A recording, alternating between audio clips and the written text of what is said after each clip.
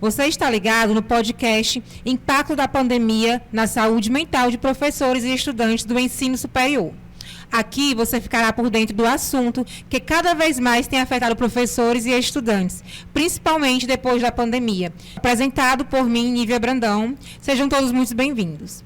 Falar sobre o tema saúde mental não é tão simples quanto parece, pois falar sobre a nossa mente é algo que pode ser muito complicado e até mesmo constrangedor. Convidei a coordenadora e professora do curso de Psicologia da Faculdade Estácio Teresina, psicóloga clínica, especialista em terapia cognitivo-comportamental, especialista em oncologia com MBA em desenvolvimento humano e psicologia positiva e formação em prevenção e pós-venção de suicídio, Cíntia Selma Holanda Barbosa Soares de Araújo, que também é advogada, especialista em direito público e atua como psicóloga jurídica. Seja muito bem-vinda, Cíntia.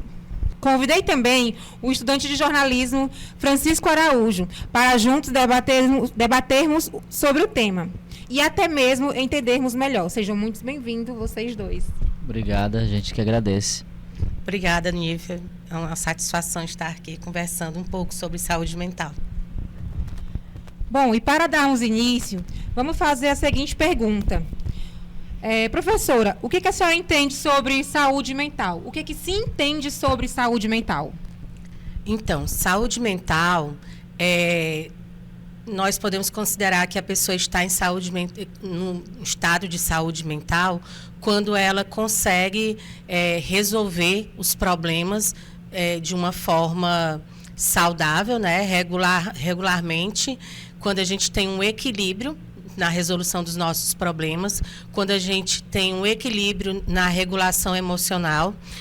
Existem vários critérios, né? Quando a gente, para considerar se a pessoa está com um estado de saúde mental funcional, saudável. Quando a gente fala em saúde, a gente hoje tem um conceito biopsicossocial. Então, tem um aspecto biológico, um aspecto social, psicológico também, para a gente considerar que a pessoa ela está no estado de saudável. E se eu não estiver, por exemplo, se eu tiver com ansiedade, a ansiedade, ela, às vezes, ela pode me paralisar. E aí, nessa paralisia, eu não vou conseguir resolver um problema. Eu não vou conseguir trabalhar, eu vou ter, às vezes, alguns sintomas de taquicardia, de hiperventilação, e aí isso não vai fazer com que eu vá trabalhar de uma forma eficaz e efetiva, e aí eu não vou estar com uma boa saúde mental. Eu ia até perguntar quais são os principais fatores que levam a pessoa a desenvolver um problema mental. Hoje a gente considera que todos os transtornos psiquiátricos, né, eles são transtornos multifatoriais. A gente, levando em conta esse conceito de biopsicossocial, que a saúde é biopsicossocial. Então, tem um aspecto biológico. Quando a gente fala em aspecto biológico, tem a questão mesmo genética do DNA. Tem pessoas que têm uma genética, por exemplo, para ter um problema de coração. Tem pessoas que têm uma genética para ter um problema de diabetes, um problema de um câncer. Do mesmo jeito, tem problemas que têm a genética de um transtorno de depressão, tem a genética de uma esquizofrenia, né? Tem um DNA onde tem uma predisposição, não quer dizer que ela vai desenvolver. Só que, se ela vive num ambiente que é um ambiente que vai facilitar, que é um ambiente predisponente ou precipitante para isso, na época da pandemia gerou muita ansiedade, muita depressão, né? E principalmente para as pessoas que já tinham uma tendência, é aquela história, a pessoa já tinha uma predisposição, ou ela já estava fazendo algum tipo de tratamento e estava melhor, e aí veio uma pandemia e aí desencadeou novamente aquela ansiedade, o pânico, a depressão. E isso trouxe para os professores um esgotamento, né? Eles ficaram muito mais sobrecarregados. O que aconteceu com a gente do curso de jornalismo, veio a pandemia e aí teve um professor nosso que foi um dos primeiros aqui do Piauí que teve a doença. Ele deu aula para a gente, já estava doente, não sabia. Uhum. Aí passou uns 3 dias, veio a notícia, não vai ter mais aulas, a faculdade fechou, o professor está doente, estava entre a vida e a morte. E aí todo mundo no grupo do curso, da discípula do curso, se perguntava, meu Deus, e agora? Será que eu estou doente também? Quem teve contato com ele? O que será que vai acontecer com a gente agora? Tipo, ficou várias dúvidas na nossa cabeça, mas no final deu tudo certo. A gente acabou perdendo muitas coisas, a matéria dele era uma matéria super interessante, a gente acabou ficando sem a parte prática dessa matéria.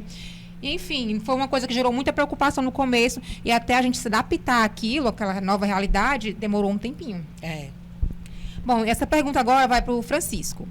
Do seu ponto de vista como estudante, o que você acha que contribuiu para esses fatores referentes à saúde mental do aluno? Assim, são vários fatores, né? Como a própria professora falou, especialista da área, e já também comentamos sobre isso, né? A presença do presencial, a gente está aqui no presencial, tá? O físico, ter o contato com o professor, o aluno, e só em você estar no virtual, isso já é uma forma diferente.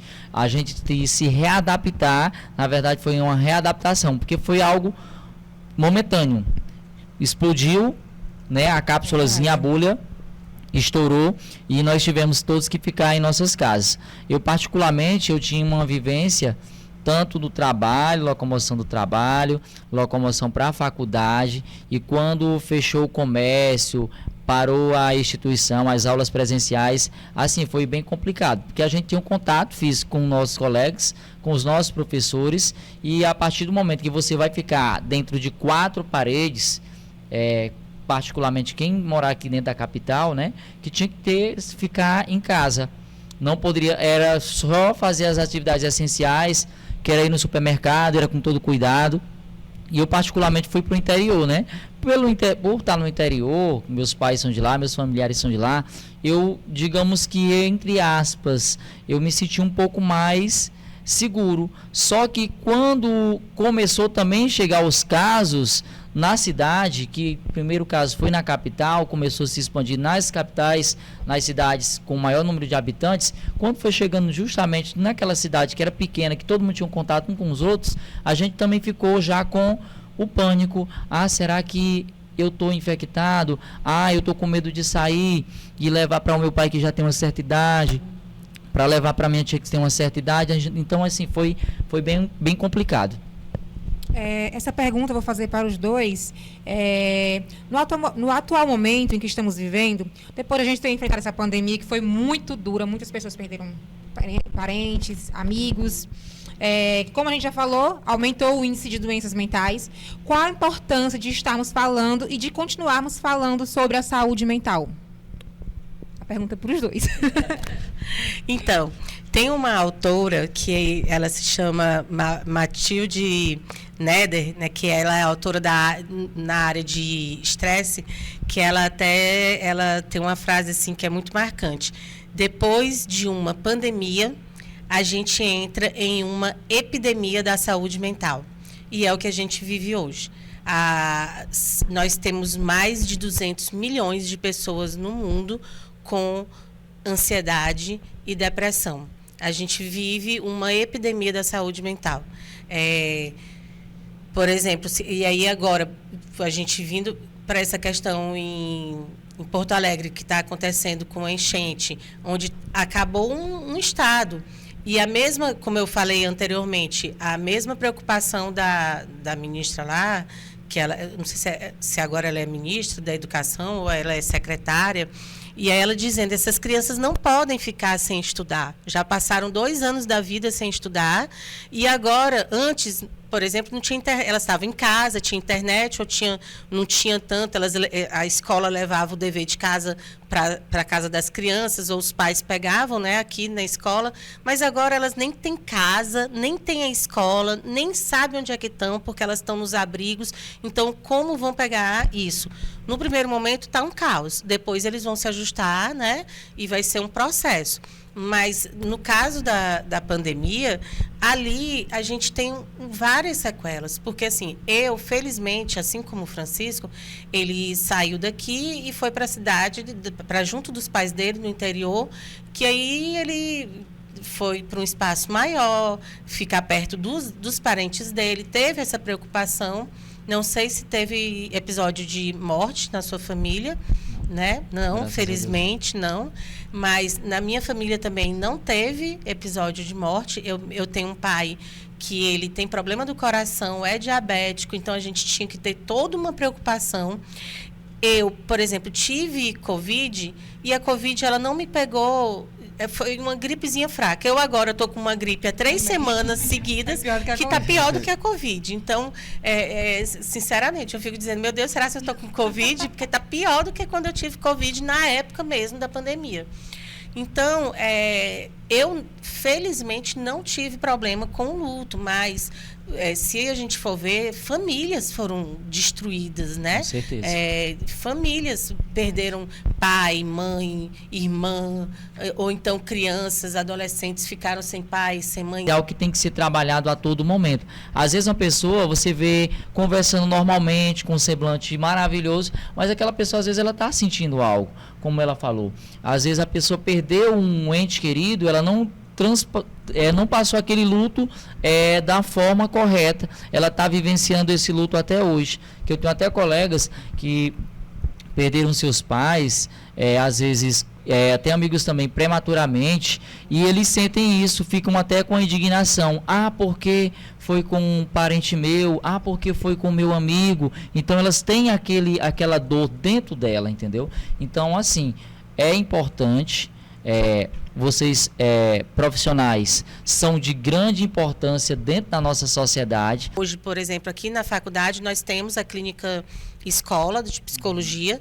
Eu não sei se vocês conhecem, é bom até esse espaço para a gente divulgar, porque os alunos, inclusive, tem muita procura de alunos e não custa nada, zero, é totalmente gratuito e tem consulta semanalmente, a pessoa, né, o aluno vai lá, ou qualquer pessoa da comunidade se inscreve, vai ter uma sessão de psicoterapia de 50 minutos com um aluno que está sendo supervisionado por um professor, e durante todo o semestre, né, uma vez por semana, toda semana. Então, é um trabalho contínuo que, às vezes, a pessoa não tem isso no SUS. Num sistema público, e aqui tem, e é um cuidado que a gente tem que ter com os nossos alunos, porque infelizmente os professores também têm que ter esse olhar para o aluno, né? Que às vezes tem aluno que tem que ter essa abertura.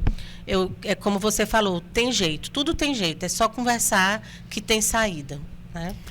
Aconteceu até um caso na minha cidade, numa escola de ensino técnico, que chegou três meninas, uma delas estava com crise de ansiedade e foi para o posto. Quando uma chegou lá, as 3 chegaram, a que estava pior, eu acho que as coleguinhas, vendo a situação dela, as outras 2 acabaram também tendo uma crise, que para fazer elas melhorarem, tiveram que sedar elas, porque elas estavam agressivas, eu acredito que com ataque cardíaca. Uhum. E o que acontece? A próxima pergunta tem a ver com isso. Qual a melhor forma dos professores estarem ajudando os seus alunos em relação à saúde mental, à ansiedade? A melhor forma de introduzir esse tema dentro das escolas? As escolas hoje, elas têm um programa de educação socioemocional, né? Inclusive, isso é uma obrigação da Lei das Diretrizes e Bases e da CNBB.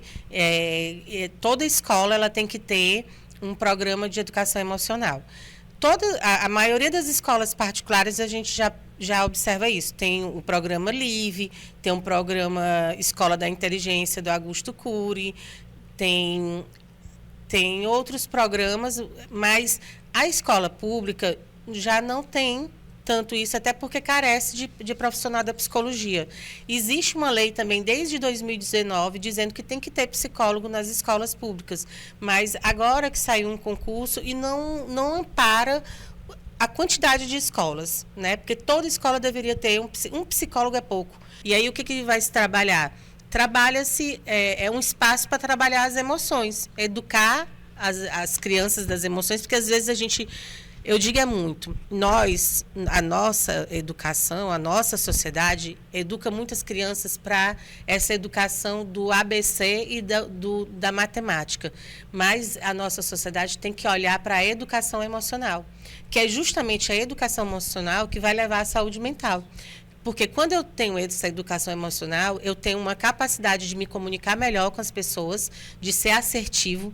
Eu tenho uma capacidade de me autoafirmar, de ter a minha autoestima e saber dizer não, né, para as pessoas, quando eu quero dizer não, e dizer sim quando eu quero dizer sim.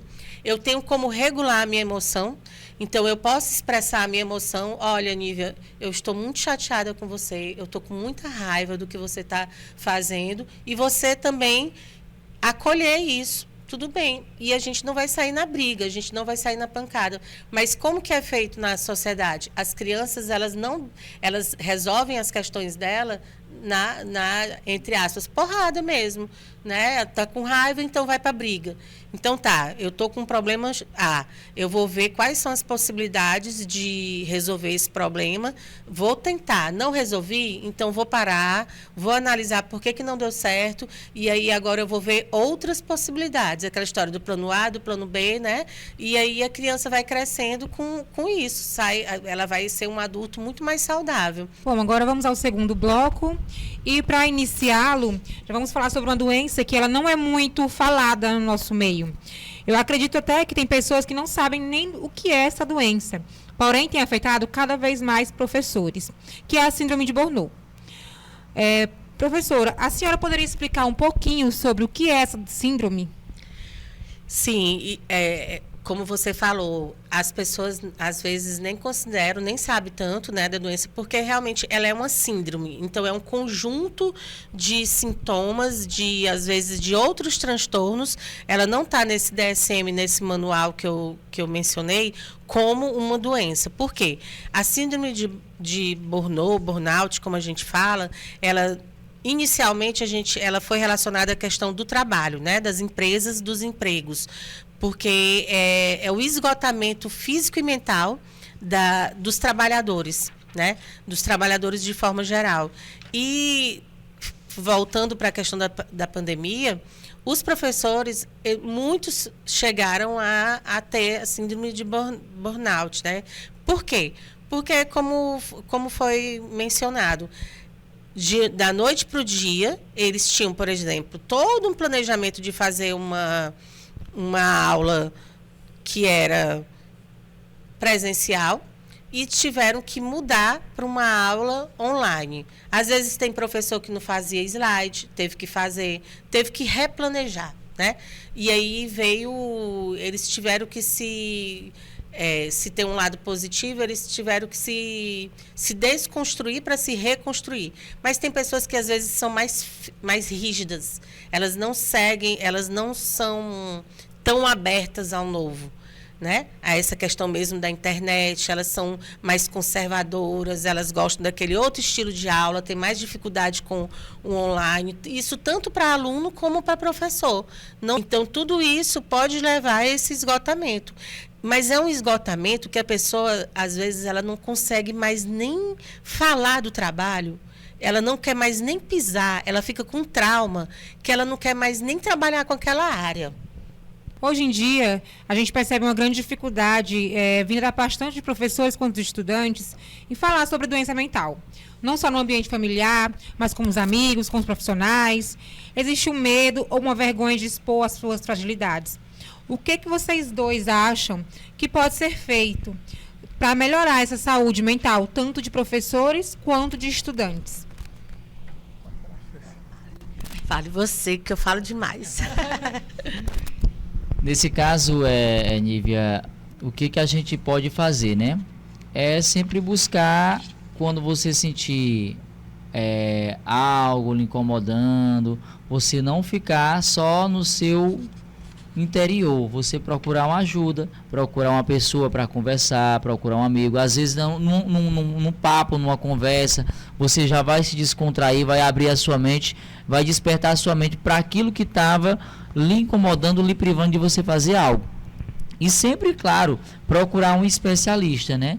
um especialista, que seja um profissional formado na área, para lhe dar dicas e orientações para você sair de certas situações que você está vivendo no seu dia a dia. Às vezes tem pessoas que elas não sentem nem vontade de sair de casa, né? Sente algum medo, ou eu não acho que eu não vou sair de casa porque fulano de tal vai falar de mim, da minha roupa, do meu jeito de que tá vestido, ou da forma do meu corte de cabelo. E então, assim, a partir do momento que a pessoa tá já com esses sintomas, com essas ações acontecendo na sua vida, no seu cotidiano, o ideal é que às vezes dentro da própria família não consegue perceber, mas pode ser que algum colega, alguém de fora perceba, e é a hora da pessoa dar um ápice, uma luz para aquela pessoa, para procurar uma pessoa que tenha um entendimento na área, para abrir a mente dela e ver que aqui é bom, onde nós vivemos é bom. E a gente desfrutar do dia a dia, ver o sol nascer, ver o sol se pôr, ver a chuva cair, é maravilhoso, é magnífico. Só que tem pessoas que já têm, como fala, né? Estamos falando de mente, saúde mental. Tem pessoas que já são travadas para isso. Então, assim, o ideal sempre procure uma pessoa para lhe dar conselho, procure um especialista para você sair daquilo que está lhe incomodando. Às vezes pode ser algo bem pequeno, mas esse algo pequeno no que está acontecendo hoje, ele pode prejudicar a sua vida futura, o dia de amanhã, a forma até de você trabalhar e viver. Muito bem. É bem isso que o Francisco está falando. Eu acho assim que a gente tem que desmistificar cada vez mais essa questão do adoecimento, né, mental. Conversar mesmo, aumentar as campanhas. Não pode ser, por exemplo, existe uma crítica muito grande quando se fala do suicídio somente no Setembro Amarelo. A gente tem que falar de suicídio de janeiro a janeiro. A gente tem que falar de saúde mental tempo todo dia, né? As campanhas, falar sobre as doenças, como que acontece, como que pode ajudar, como tratar. E uma coisa que eu acho muito importante é assim, isso é muito de cultura também, e a gente tem que aprender a ter conversas difíceis. Tem livros para isso, né? Isso é uma questão cultural. Às vezes as pessoas elas são muito assim: oi, tudo bem? Ninguém nem espera para escutar o teu tudo bem. Oi, ninguém nem pergunta assim. Não está interessado na resposta, né? Pergunta por educação. Você sai de casa, ninguém nem sabe com que roupa você saiu de casa, às vezes nem olhou na sua cara, né? Ou então alguém vem desabafar para você, ou você vai desabafar para alguém, a pessoa vem com um problema maior. Não, isso aí não é nada, pior sou eu, que aconteceu isso. Então, as pessoas elas têm que aprender a escutar a dor dos outros, né? E também aprender a se mostrar frágil. Nós vivemos numa sociedade que é feio ser frágil, né? Todo mundo tem que ser forte, tem que você nem precisa, não basta ter, você ainda tem que aparentar ter ou ser, né? Então você tem que ser forte, tem que ser bem-sucedido. Você não pode falar que você está com alguma dificuldade, porque isso aí é muito ruim, né? As pessoas não querem nem andar com você. E isso está errado, né? Às vezes, quando você mostra de uma fragilidade para uma pessoa amiga, aí é que essa pessoa vai lhe ajudar, né? De repente, Francisco, eu tô desempregado, viu? Souber de alguma coisa, me ajuda, lembra de mim. E aí, porque se você não me fala, eu não tenho como saber. Agora, também, dentro de uma instituição de ensino, tem que ter preparo dos professores para poder observar. Como que a gente observa? Às vezes a gente observa pelo comportamento do aluno, aquele aluno que não que não participa em sala de aula, ou aluno que vai um dia, falta 2, ele fica... o professor pode ficar perguntando, e aí, o que está acontecendo? Como é que está? Senti tua falta? Tentar esse professor conversar, se chegar perto, se mostrar aberto para o aluno, para poder justamente, às vezes, quando a gente dá essa abertura, o aluno vem e conversa com a gente, pede essa ajuda, né? E aí, se você não é o profissional e não está podendo ajudar no momento, você pode encaminhar. Você pode até dizer assim, rapaz, eu não sou psicólogo, eu não sei como te ajudar, mas vamos ali comigo que eu sei onde tem um lugar que vai te ajudar. E leva para o psicólogo, né?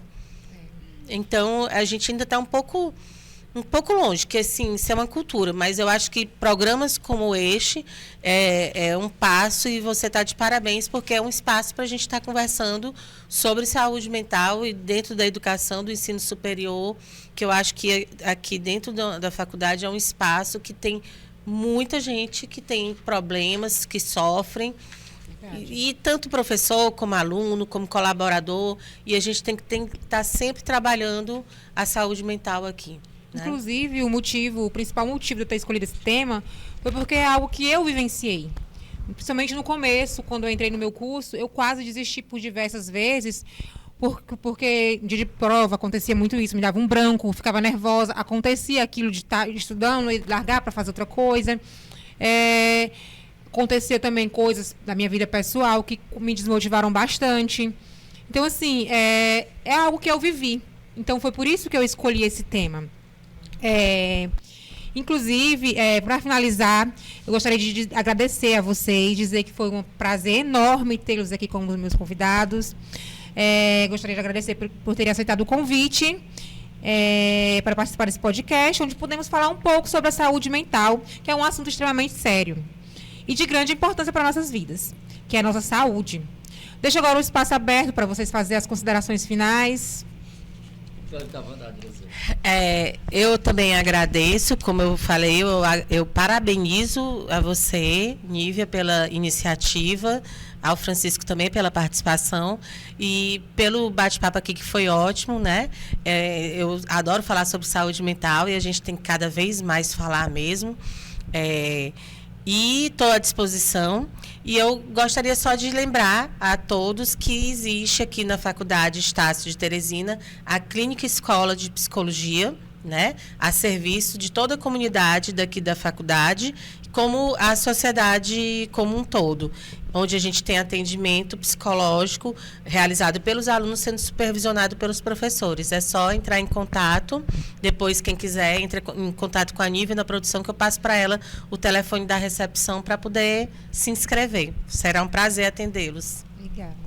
Eu agradeço, Nívia, agradeço também a professora. Foi um momento bem importante para a gente vivenciar sobre saúde mental. É algo que é de grande importância, fundamental no nosso cotidiano, no nosso dia a dia, porque se a gente tem uma mente boa, que a gente tem uma mente sadia, sem ter assim problemas, pensamentos negativos, que a mente é a nossa máquina, é o nosso cérebro, junto com o cérebro é a nossa mente, que é onde nós estamos, nossos passos.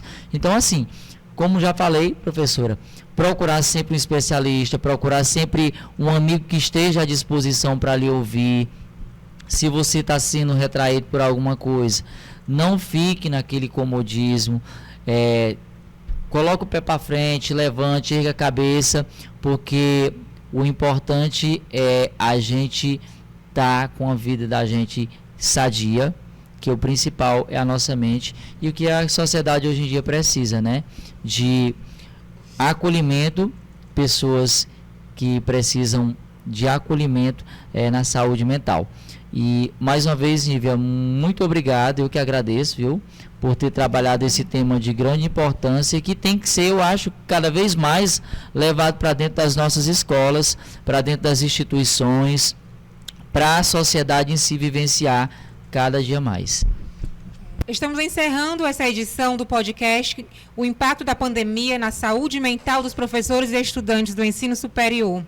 Obrigada a todos e tenham uma ótima noite.